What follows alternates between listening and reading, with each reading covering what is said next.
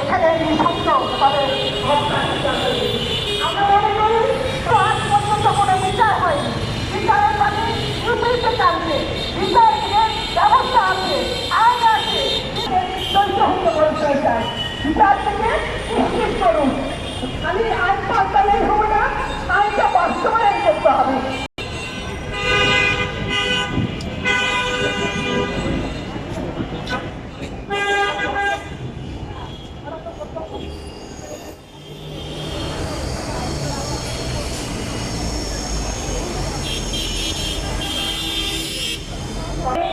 আরো উপস্থিত আছেন গণস্বাক্ষরতা কর্মীবৃন্দ, তাদেরকে ধন্যবাদ জানাই।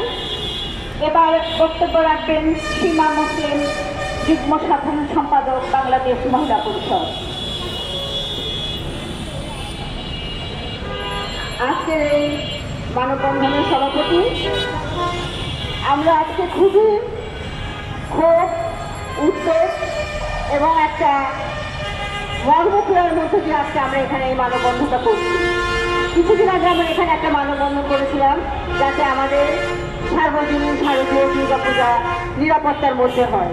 সেখানেও আমাদের মনে অনেক ক্ষোভ